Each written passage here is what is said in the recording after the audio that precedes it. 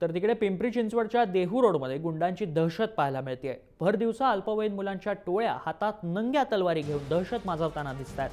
Chopper, कोयता तसंच hockey stick घेऊन या टोळ्या इथल्या बाजार रोड परिसरात दहशत माजवतात। देहू रोड पोलीस स्टेशन परिसरात गेल्या 20 दिवसातील ही तिसरी घटना आहे। पण पोलीस मात्र या गुंडांना रोखण्यात सपशेल अपयशी ठरलेत। जुन्या भांडणांच्या कारणावरून देहू रोड अबुशेठ मार्गावर 2 गटात कोयता, चॉपर, तलवार, लाकडी दांडक्यांनी झालेल्या हाणामारीत एक जण जखमी झालाय। हा गट हातात तलवारी नाचवत दहशत माजवतो आणि भाजी मंडई मार्गे बाजारपेठेतून पसार होतो। त्यामुळे देहू रोड स्टेशन परिसरात तणावाचं वातावरण होतं। व्यापाऱ्यांनी आपली दुकानं ताबडतोब बंद ठेवली होती। भीती वाटते की इथं राहू का नाही असं वाटतं।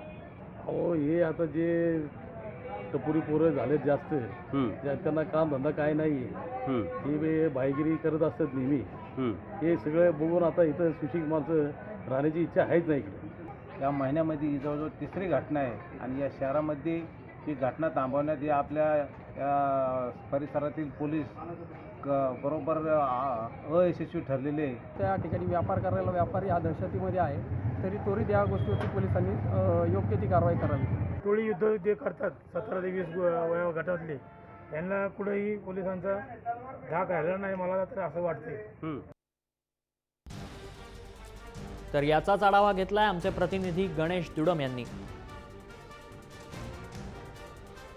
रोड परिसरामध्ये गेल्या 1 महिन्यापासून 2 ते 3 वेळा दहशत निर्माण करण्यात आलेली आहे। येथील मुख्य देहू रोड पोलीस स्टेशनचे जे ठाणेदार आहे ते ठाणेदार बदली करण्याची मागणी आता परिसरातून होत आहे। येथे रोज मुलींना छेडण्याचे प्रकार होतात किंवा एकमेकांवर वर्चस्व गाठण्याच्या प्रकारामुळे इथे दहशतीचं वातावरण आहे। कालचा प्रकार आहे, काल एका मुलीला छेडण्यावरून एक प्रकार झाला होता। अबुशेठ रोड, देहू रोड या ठिकाणी भीतीमुळं काही व्यापाऱ्यांनी आपली दुकानं बंद केली होती। व्यापाऱ्यांनीही आपली भावना व्यक्त केलेली आहे, व्यापाऱ्यांना कोणतीही सुरक्षा नाही आहे। मात्र देहू रोड पोलिसांचा ढिसाळ कारभार येथे दिसून येत आहे। गणेश दुडम, जय महाराष्ट्र, पिंपरी चिंचवड।